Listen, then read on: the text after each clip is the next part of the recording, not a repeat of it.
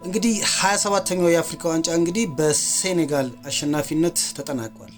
ግን ኢብራሂም ዲያዝ ሆን ብሎ እንደሳተ መረጃዎች እየወጡ ነው። የተሰጠውን ፔናልቲ ኢብራሂም ዲያዝ ሆን ብሎ እንዲስት መመሪያ ተሰጥቶት ሆን ብሎ እንደሳተ የተለያዩ መረጃዎች እየወጡ ነው። እኔ በግል ያረጋገጥኩት አንድ ነገር ላሳያችሁ። በመጀመሪያ ፊፋ ከዛ ካፍ ለዳኞች በጣም ከለላ ይሰጣሉ።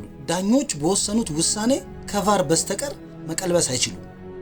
ስለዚህ ዳኛው የወሰነው ውሳኔ ፔናልቲ ነው። ያንን ፔናልቲ ደግሞ መቀልበስ ስለማይችሉ ኢቭን ቫር ማይተው ማለት ነው ምን ውሳኔ ወሰኑ?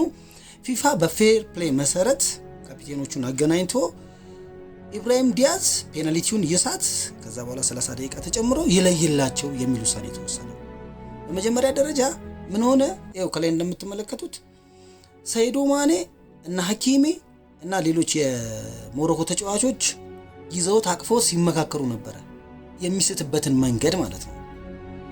እሱን ከተስማሙ በኋላ ሰይዶ ማኔ ወዴት ሄደ? ወደ ቀድሞ የሴኔጋል ተጫዋች ወደ አልሃጂ ዲዩፍ ሄዶ የሆነ ነገር ነገረው በጆሮ፣ ይኸው በምታዩት ቦታ ማለት ነው። ያንን ነገር ከሰማ በኋላ አቋርጦ የወጡትን ተጫዋቾች እየሮጠ ሄዶ ገብቶ ይዟቸው ወጣ። ከዛ በኋላ ጨዋታው እንዲካሄድ ተፈቀደ። ዳኛውም ጨዋታውን እንዲካሄድ ፈቀደ። ፔናልቲው ተቀመጠ። ኢብራሂም ዲያዝ በተነገረው መሰረት ቺፕ አድርጎ ለበረኛው አሳቀፈው። አለቀ በቃ። ከዛ በኋላ ለየላቸው። በጨዋታው ብልጫ የነበራት ሴኔጋል አሸንፋ ዋንጫ ወሰደች። አለቀ።